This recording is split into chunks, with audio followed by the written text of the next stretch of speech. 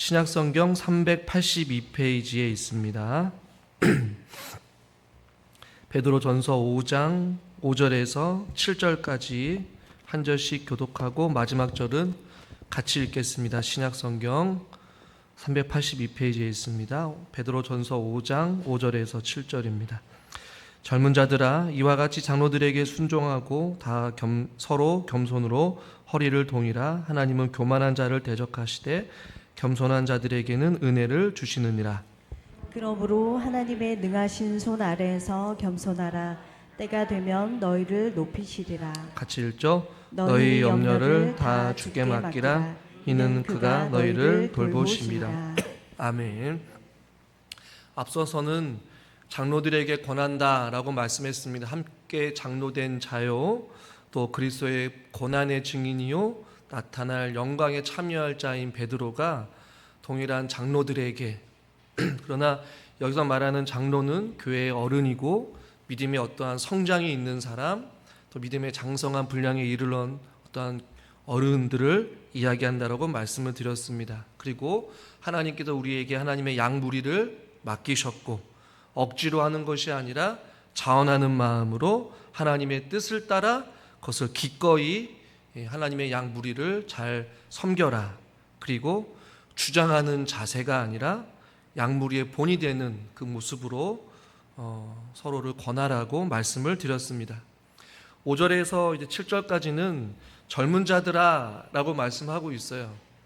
여기서도 젊은 자들은 어김없이 나한테는 해당되지 않겠다.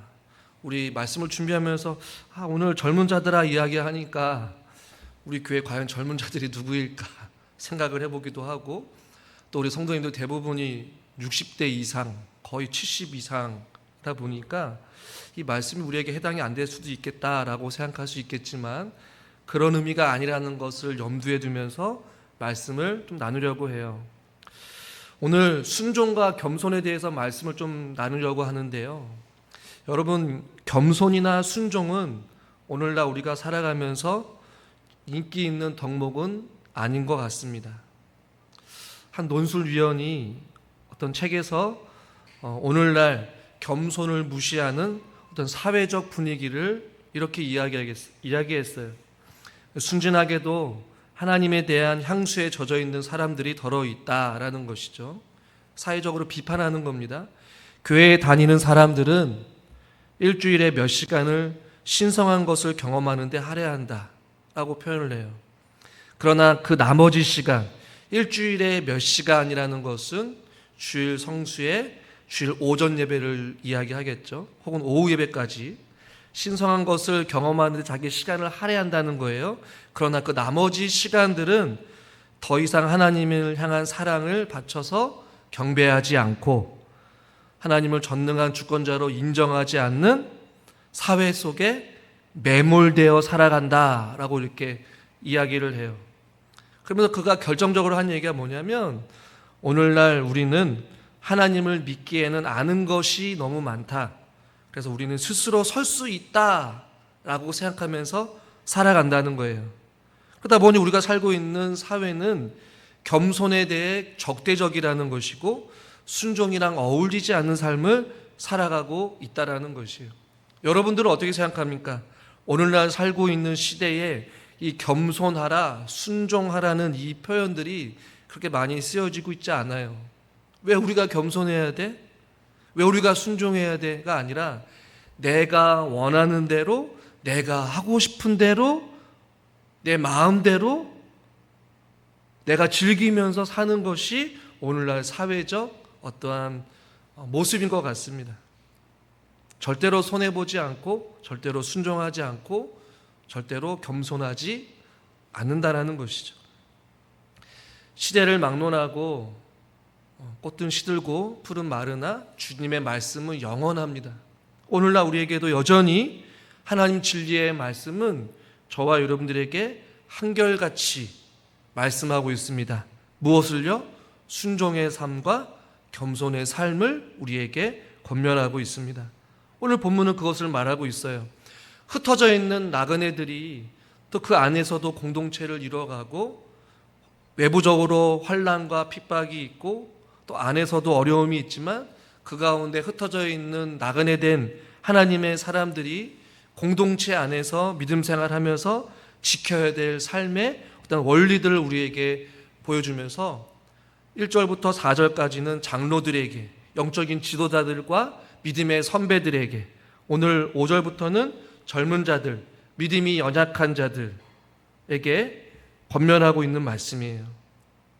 젊은 자들의 이와 같이 장로들에게, 교회의 어른들에게, 믿음의 선배들에게 순종하라라고 말씀하고 있습니다.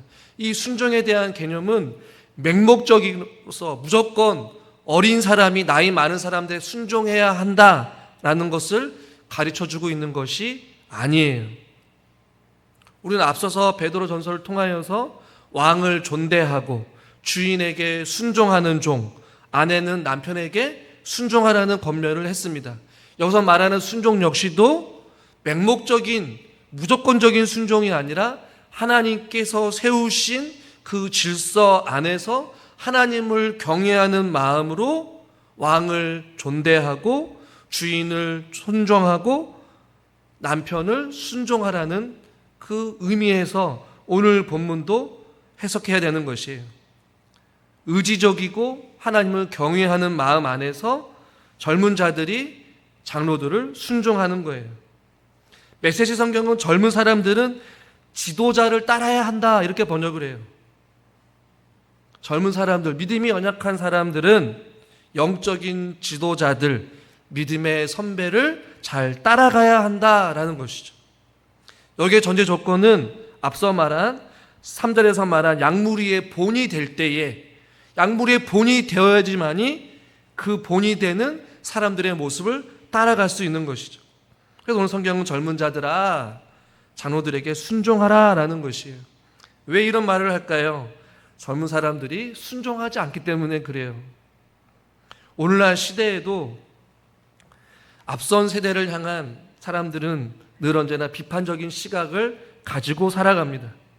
왜 그러냐면 살아온 시대, 환경, 그 당시의 가치관, 어떤 삶의 형태, 방식들이 오늘날 살고 있는 시대와 너무나도 다르기 때문에 그래요.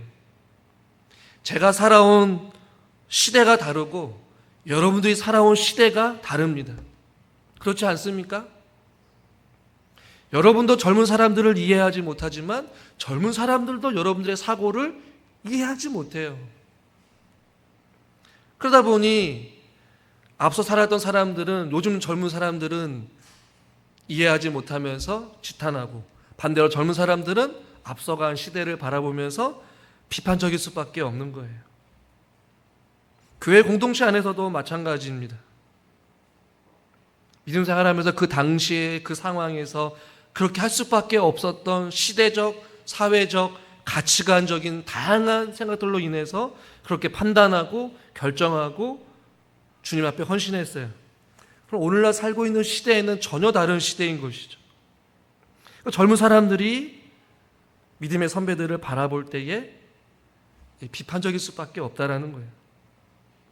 그러나 오늘 하나님 있는 거룩한 공동체 안에서 오늘 베드로는 분명하게 말씀하고 있어요. 젊은 자들아, 이와 같이 장로들에게 순종해라 라는 것이, 그들의 지도력과 그들의 지도자를 존중히 여겨야 한다는 거예요. 일부 교인들은 영적인 지도자들에게 그의 지도력을 좋아하지 않는다는 이유만으로 방해하거나 비판하거나 정죄할 권리가 있다라고 생각합니다. 그러나 성경에서는 하나님의 양무리들에게 그러한 비판과 정죄와 방해를, 권리를 주지 않으셨어요. 하나님에게 맡겨진 양들은 순종하는 것뿐이었습니다. 그러한 권리를 스스로 행사할 때에 교회 내에 무엇이 생기는지 아십니까? 분열이 생깁니다. 파괴가 생깁니다. 다툼이 생깁니다. 난임이 생깁니다. 많은 교회들이 직분자들이 세워지고 나서 그 직분자들이 기성세대와 같이 교회 공동체 안에서 일하다 보면 의견이 달라요. 생각이 다르고 마음이 달라요. 시대가 다릅니다. 그러다 보면 갈등이 생겨요. 순종하지 않습니다. 자기 주장을 펼칩니다. 그러다 보면 공동체가 무너지는 거예요. 다툼이 생기는 거예요. 목회자가 바뀌고 난 후에 잦은 갈등과 분쟁이 생기는 이유는 기성세대의 목회와 또 젊은 세대의 목회가 다르기 때문에 갈등이 있는 거예요. 여러분, 중요한 것은 교회는 순종의 공동체가 되어야 합니다. 할렐루야. 한번 따라하겠습니다. 교회는 순종의 공동체가 되어야 합니다. 네. 그렇다고 여러분한테 절대적인 맹목적인 순종을 말씀하는 건 아니에요. 하나님께 순종하는 사람은 예수님께 순종하고요, 예수님께 순종하는 사람은 하나님이 세우신 영적 지도자들에게 순종하게 되어 있다라는 거예요. 아멘을 안 하시는 거 보니까 목사님, 나는 내 마음대로 하겠습니다. 하나님이 세우신 영적인 질서 안에 세우신 사람들이 있단 말이에요. 장로님을 여러분 누가 세웠습니까? 물론 하나님이 세웠죠. 그러나 장로님을 누가 세웠어요?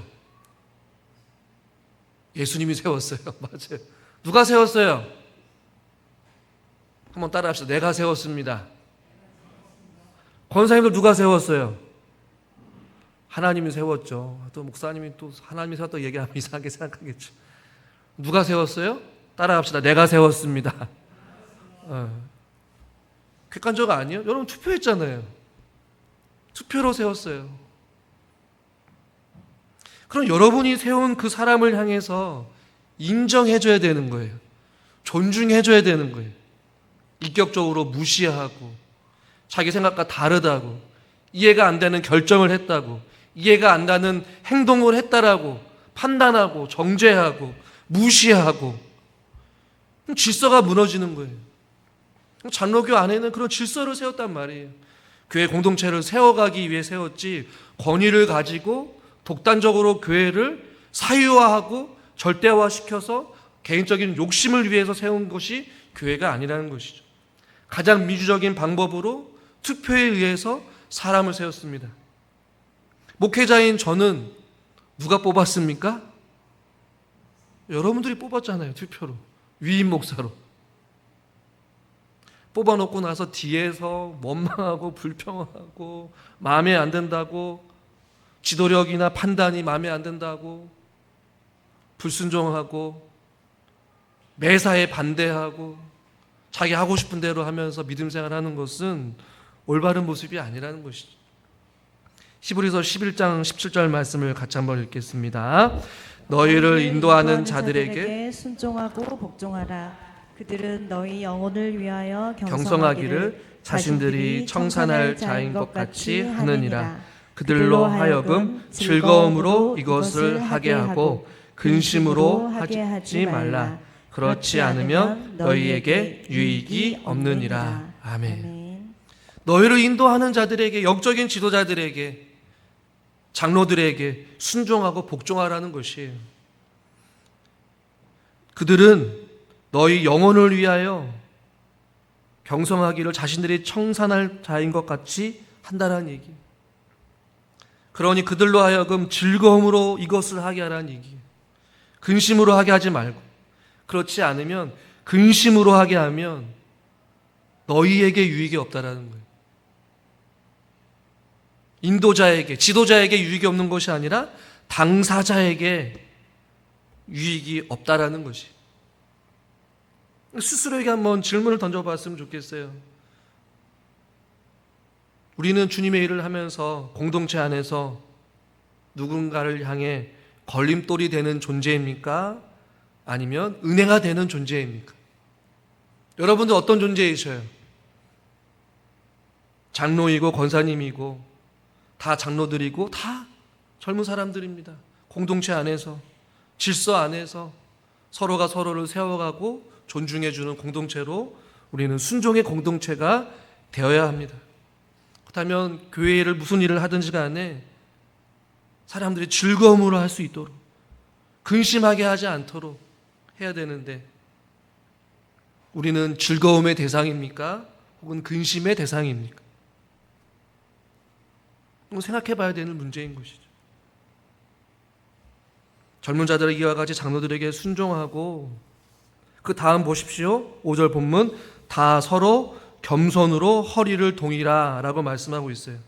5절과 6절, 7절 오늘 본문에서는 5절, 6절에서 겸손이라는 단어가 3번 나옵니다.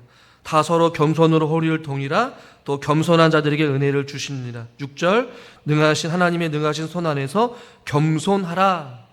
겸손이라는 표현을 3번 반복해요.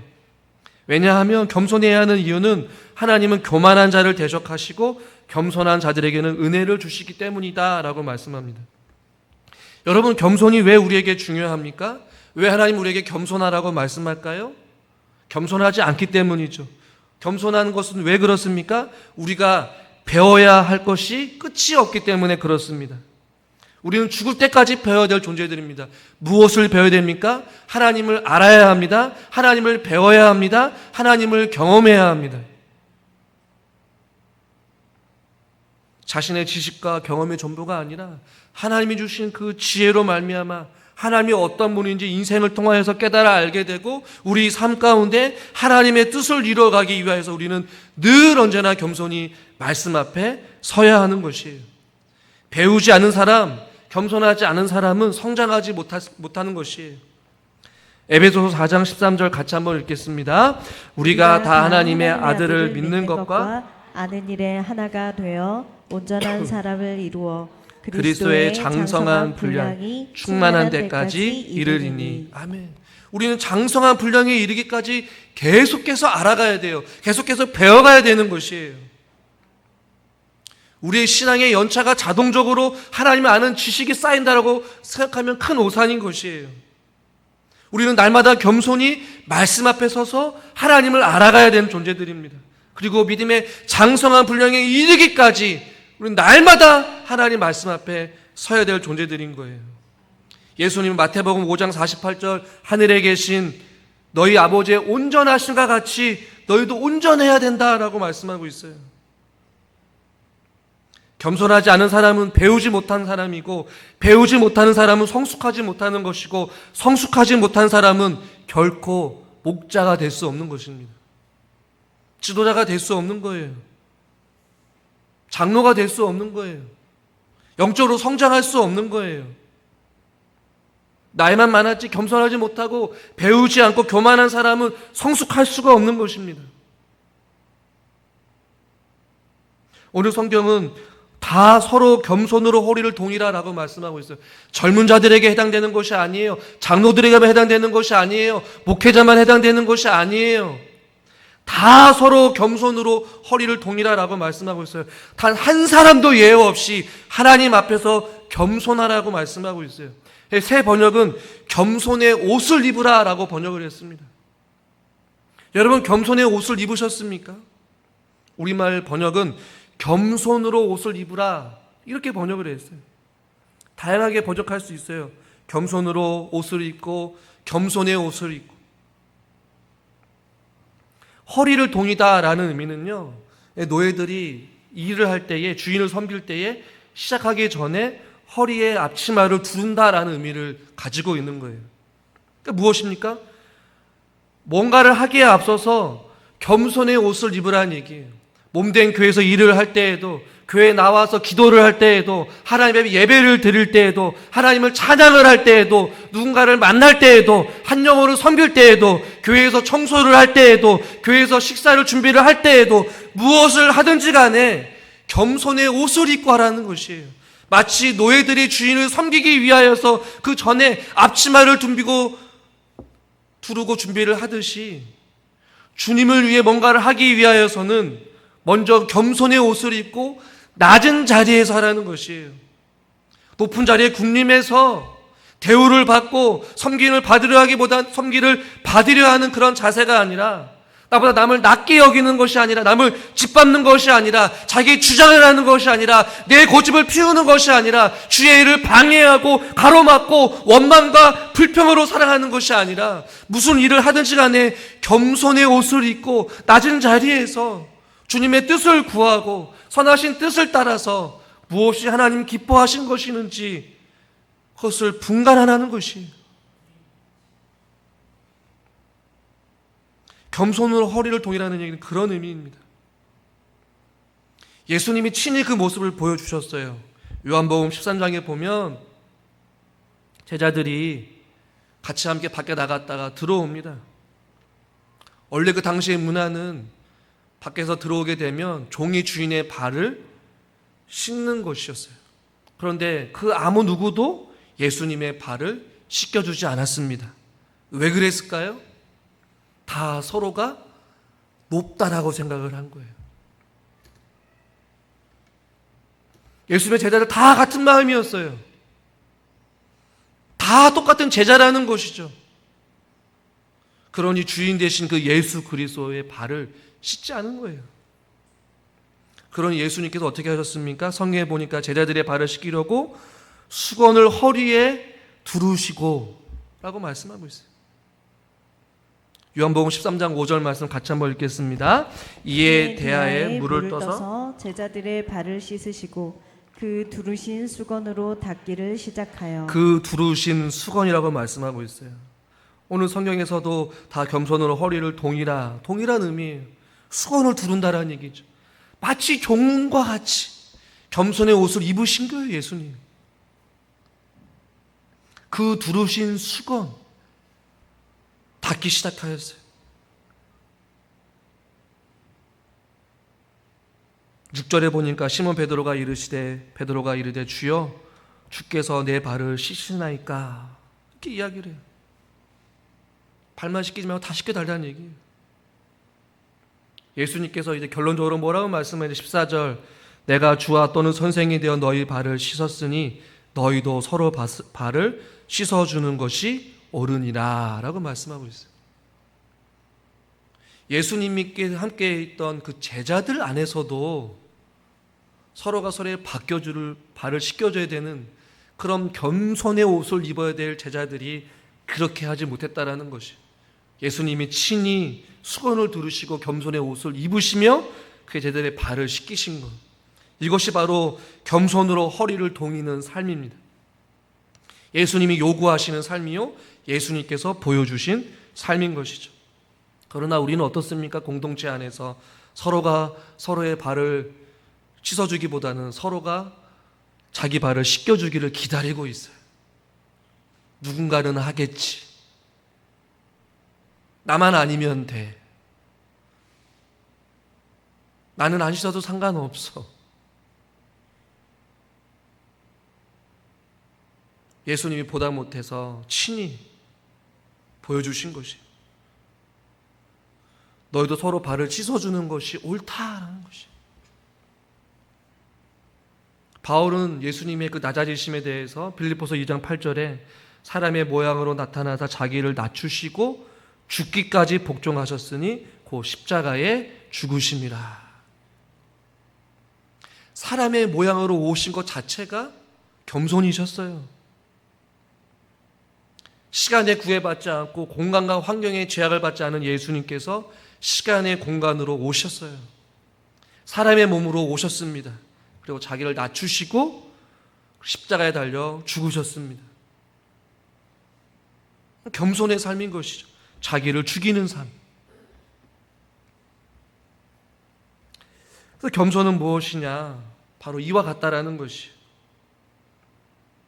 마치 예수님이 제자들의 발을 씻기듯이 저와 여러분들도 서로의 발을 씻겨줄 수 있는 그러한 마음, 그러한 태도, 그러한 존중, 그러한 사랑, 그러한 인정이 우리 가운데 있어야 될 줄 믿습니다. 여러분 한번 생각해 보세요. 우리 옆에 있는 권사님, 장로님 그런 발을 씻겨줄 수 있으셔요? 생각해 보니까 저도 쉽지 않겠더라고요. 막상 그렇게 생각해 보니까. 그러니 우리가 믿음 생활을 하면서 서로가 서로를 그렇게 인정해주고 존중해주고 겸손함으로 상대방을 대하는 것이 결코 쉽지만은 않다라는 것이에요. 내가 배운 게 많고, 내가 더 나이가 많고, 내가 더 직분을 빨리 받았고, 내가 더 교회를 오래 다녔고, 내가 너보다 더 오래 살았는데 내가 왜 너를 존중해야 되냐? 그런 마음이 앞서죠. 그럼 오늘 성경은 공동체 안에 다 서로 겸손으로 허리를 동이라, 서로가 서로의 발을 씻겨줄 수 있는 그러한 마음, 목회자는 성도를 사랑하는 마음으로, 또 성도들은 또 성도들끼리 사랑하는 마음으로, 여러분 교만한 마음이 들 때마다 예수님의 삶을 기억하시기를 바랍니다. 오늘 성경은 겸손한 자와 교만한 자의 다른 삶을 이야기하고 있어요. 우리 5절 말씀을 다시 한번 읽어보도록 하겠습니다. 5절입니다. 젊은 자들아 이와 같이 장로들에게 순종하고 다 서로 겸손으로 허리를 동이라. 하나님은 교만한 자를 대적하시되 겸손한 자들에게는 은혜를 주시느니라. 겸손한 자의 반대가 교만한 자 아니겠어요? 여러분 교만한 자는 어떤 모습일까요? 자기 자신을 의지하는 자, 하나님의 가르침을 무시하는 자, 불순종을 일삼는 자, 하나님의 영광을 가로채는 자, 높임받는 것을 좋아하는 자, 하나님 자리에 오르기를 원하는 자, 하나님의 존재를 부인하는 자, 하나님을 신뢰하지 않는 자. 성경에 나오는 거예요. 교만한 자들이 이래요. 하나님을 의지하기보다 자기 자신을 의지하는 자는 교만한 자예요. 하나님의 가르침보다 내 경험과 내 생각이 옳다라고 생각하는 사람, 하나님께 돌려야 할 영광을 다 자기에게 돌리는 것. 내가 잘해서 그래, 내가 노력해서 그래. 하나님의 높임을 받아야 되는데 내가 인정받아야 돼요. 사람들 앞에 내 헌신과 내 수고가 남들한테 인정받아야 되고 드러나야 되는 걸 좋아하는 사람, 교만한 사람이에요. 하나님 높임을 받아야 되는데 가장 높이 이제 앉아야 될 그 자리에 내가 오르기를 원하는 거, 내가 왕이 되기를 원하고, 다 나를 통해서 뭔가 교회가 움직이기를 원하고, 다 내가 얘기하는 대로 이루어져야 직성이 풀리는 사람들이 있어요. 아닙니다. 그 자리는 여러분들의 자리가 아니에요. 장로님들의 자리도 아니에요. 목회자의 자리도 아니에요. 바로 그 자리는 하나님의 자리입니다. 교만한 자는 하나님의 존재를 부인한 자들입니다. 하나님을 신뢰하지 않는 자들이에요. 베드로는 이 교만함의 힘을 너무나도 잘 알고 있었던 사람입니다.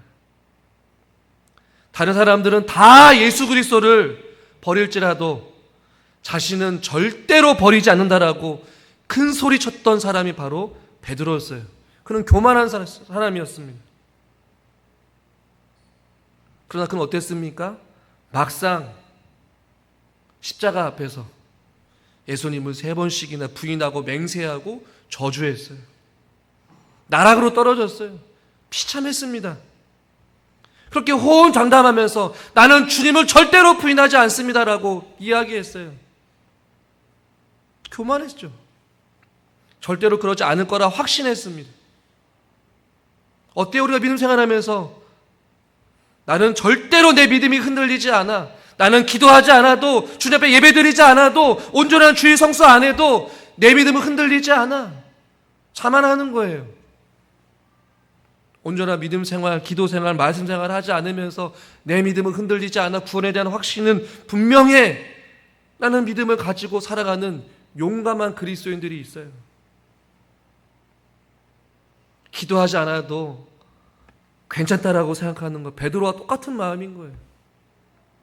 여러분, 기도하지 않고 우리 살 수 없는 존재들입니다. 여러분 믿으십니까? 인정하셔요?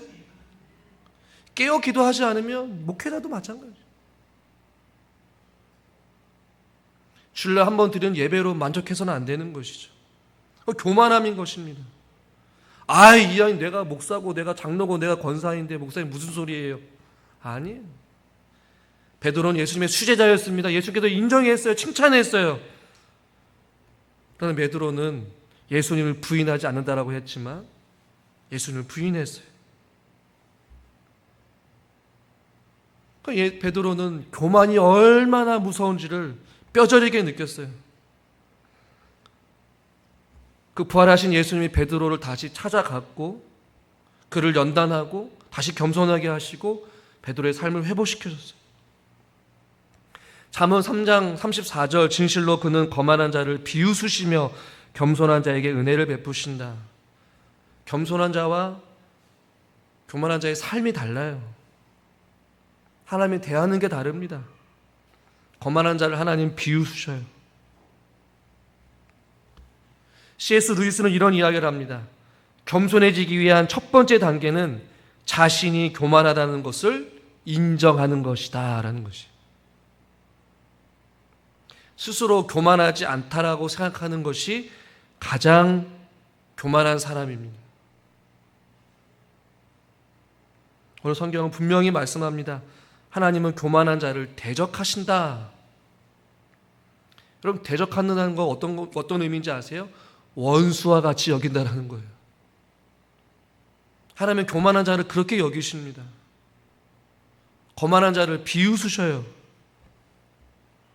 여러분, 어떤 자리에 있기를 원하십니까? 하나님과 대적하는 관계로 있기를 원하십니까? 아니면 오늘 성경에서 말하는 것 같이 겸손한 자들에게 은혜를 주시는 그 은혜의 자리에 있기를 원하십니까? 저는 여러분들과 제가 은혜의 자리에 머물기를 주님의 이름으로 축원합니다. 다음 주에 살펴보겠지만 6절에 보니까 그러므로 하나님의 능하신 손 아래에서 겸손하라. 겸손하라는 것이. 하나님의 능하신 손 아래는 바로 은혜의 자리입니다. 하나님 없이는 살아갈 수 없다를 믿음으로 고백하며 자기의 교만함을 인정하고 자기를 부인하고 십자가를 지고 철저하게 자기 자신을 낮추며 주님 앞에 무릎 꿇는 자, 하나님의 은혜를 사모하는 자, 자기 자신을 죽이는 자, 그런 자들에게 하나님의 은혜를 주시는 거예요.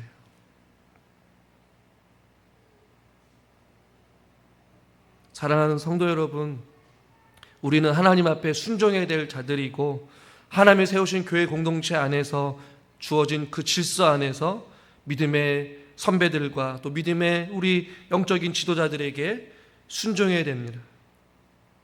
그리고 다 서로 겸손함으로 서로를 인정해주고 존중해주고 서로의 발을 씻겨줄 수 있는 그러한 마음, 태도, 인격, 존중, 사랑, 이런 것들이 우리 안에 있어야 되는 것이. 그럴 때 공동체가 주님 안에서 바로 세워지고 겸손한 자들에게 또 주님의 은혜를 구하는 자들에게 하나님께서 크신 은혜를 베풀어 주실 줄 믿습니다. 하나님과 등을 지고 하나님을 대적하는 자의 편에 서서 살아가지 않기를 주님의 이름으로 축원합니다. 하나님을 대적하는 그 자는 바로 사단입니다. 교만한 자는 사단의 종로로 타는 자들입니다. 교회를 어지럽히우고 사단의 도구가 되어서 교회의 하나됨을 무너뜨리는 자들입니다. 하나님을 대적하는 자들이 자리에 앉지 말고 오만한 자리에 앉지 말고 겸손한 자리에 하나님의 은혜를 구하며 살아가시는 저와 여러분 모두가 될 수 있기를 주님의 이름으로 축원합니다. 하나님 아버지, 하나님께서 세우신 우리 부충천 교회 가운데에 젊은 사람들이 있고 또한 영적인 믿음의 선배들이 있습니다. 믿음이 또 견고하게 서 있는 사람이 있고 때로는 흔들리는 갈대와 같이 믿음이 연약한 성도님들도 있습니다. 하나님, 우리가 함께 살아가기 위하여서 성령으로 하나 된 것을 힘써 지키며 예수님의 삶을 모본 삼아 우리 모두 다 서로에게 겸손한 삶을 살아가게 하여 주시옵소서.